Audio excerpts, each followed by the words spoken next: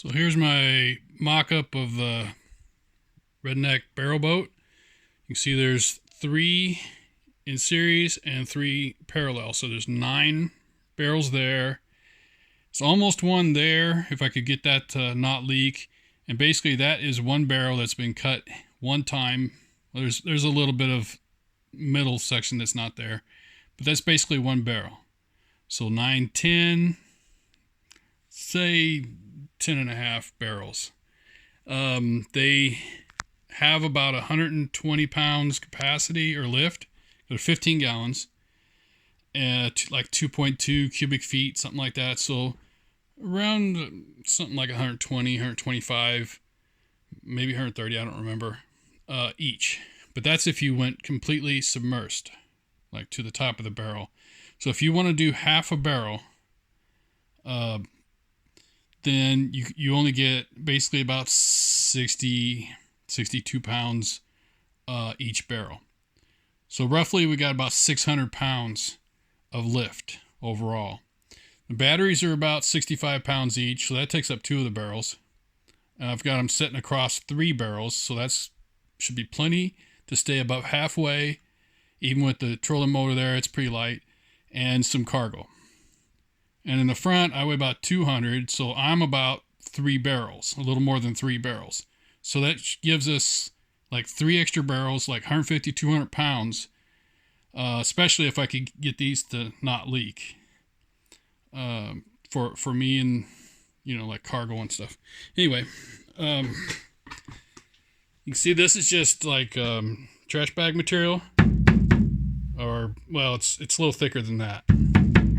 And it's just taped on, so I don't have too much faith in that, but we'll see. If I get 1 use out of it, I'd be happy. I've got a broomstick right here, screwed in at the top. Oops, I don't have that tied in. So that's screwed in at the top and bottom, and that gives me a little strength there across there. Of course, this will be tied up crossed, like from here crossed, and also I'm going to use these holes to loop up and do that one to lift this front end up, and this one to get the front end of this up. Otherwise they're basically like this. Trucker's hitch. I mean, this is just temporary too. I'm hoping to get like cargo strapping that's at some point, but I'm trying to do this as cheap as possible right now. Like I said, this is holding up the barrels basically just in front of these little ridges that go around, little rings that go around. Well, they're just under it and just above it on this one, so the inside. And so that was the plan, to get these boards kind of on center of each one and then on center of the barrel. And that way, these are like 7 inches and this is like 3.5. And that way I could get basically this edge up to here and here. And give me as much span as I could.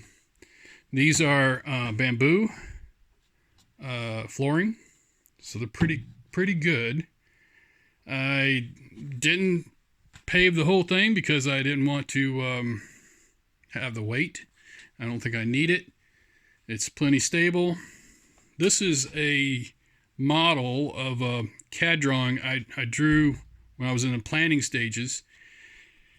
I was going to do 4 barrels and elaborate nose cones, but it just, to do 4, I ended up, I would have to like do them in 2 pieces, and that way I can put it in the back of the truck, and then I can put this side in, then I can turn this side upside down in the truck and transport it without a trailer. And then once I got there, I could have these on like studs here, like 2 and 2 and 2 and 2, like bolts, and hopefully that would be enough to lock it together once I got to where I was wanting to float. So that would come apart like this. These are batteries, 6-volt golf cart batteries. You would either have 2 for a 12-volt system or 3 or 4 for a 24-volt system. But if you take this out, kind of see what's going on here. The flooring out of there. This is the framework. I glued it together to just so it goes together easier. But and this here, I was going to put like an L brackets here, you know, like a couple of them, and I was just going to hold this up to this front 2x4 brace. That was the plan. Like I said, I just wanted to not deal with it. This will fit in my truck right now. It just sticks out a little bit, so a little red flag. I should be good to go. So I think I showed you that, yeah. Push on. The steering, you can see it's just like boxcar derby steering. You can see it works no problem. If I'm sitting in the chair, I could steer no problem. You can see down there. Oh, there. I had to put a 2x4 here because that's straight up and down. Without that, there's a gap right there, and I just wanted the reinforcement of that. And to get it where if it hits a rock, it'll give. It'll move up like that if it hits a rock. This thing right here has to be in. Like if you pull that out, you can see it's locked now. So the only way you'd really want it locked is if you were using reverse and stuff a lot, which I don't really plan on using reverse. So I put this on like a little stringer for fishing. I also put one through here because this is just a lock. I forget what it's for. Oh, that's just holding. No, that's not doing anything. I don't know what I was holding it for, but I didn't want to lose this, so I put a hole in it. Put a hole through this. That's, like I said, that holds this. I put it in there like that. Now it rides where I can use it. Whoop. Take that back. I don't have it all the way in there. Oh, I see. It's hard to do it with one hand. Well, I'm just going to forget that. You get the idea. So what I plan on doing is just running this at full throttle. It's a 45-pound Enduramax Minn Kota. I wish I had a 55, but it's what it is. And the way the circuitry goes is there's your hot right here, and it's 2.6 volts. So the negative is what I'm using. There's my negative line, and then back there I've got a temporary long line that I'm going to shorten up that goes to the positive on this one. And then, like I said, this becomes a battery positive and negative. The positive goes down here to your relay, out of the relay to your breaker, up to your negative.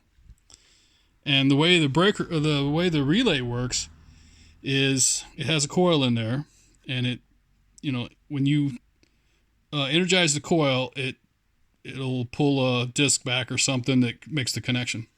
So to get the ground, you have to ground the frame of the relay. So I've got a wire here. I know it's a lot of overkill, but it's just something that was laying around. So a wire comes up to the ground and down around there, and then the hot wire has to go here. The positive 24 volts has to come from here, which goes up to my switch where I'm going to be sitting in the chair. I'll just hit the switch and it'll close, and it'll bring it up here and get the 24 volts positive. And then it would energize and complete the circuit.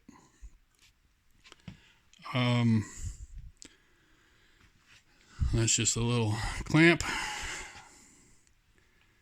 Let me go ahead and demonstrate it. I think I don't have anything in the way. Yeah, it's clear. So, like I can just sit this in here. Like I could wire this, like drill a hole and put it in in there. It's kind of like it'd be right there at my fingertips when I'm just sitting there.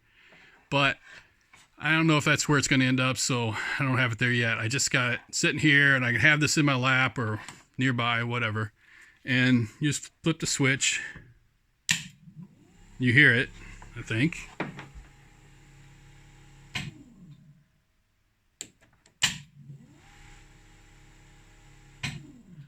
So there's the underneath. You can see the strings holding the barrels up. Nothing really special, just nothing, no framework under here, just the strings. So I'm just hoping it's enough. If it's not, it's not. I'll do something different. I think that's pretty much it. I don't have this mounted down yet because I want to get it kind of leveled out to a good spot. I don't have this screwed down yet either.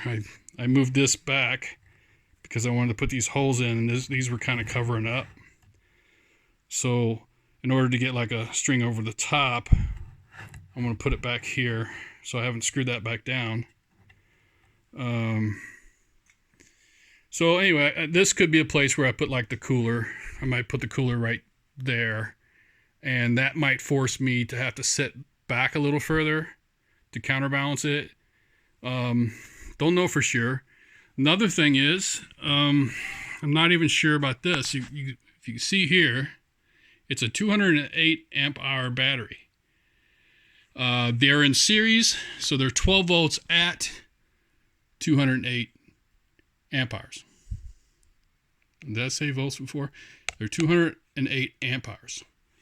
If you take the amps times the volts, and you don't take the full charge voltage, you just kind of take average voltage. So anyway, it comes out to almost 2,500 watt hours. And that 208 is at usually like a 8-hour, sometimes more. Some manufacturers will say 10 hours, some will even do 20 hours. Like you have to discharge at a rate that would discharge it, like I'm hoping like 8 hours. In 8 hours, it might give you 208 amp hours. If you discharge it in, say, 4 hours, you might only get 175. So I don't know. I may add 2 more batteries here and here, probably, I guess.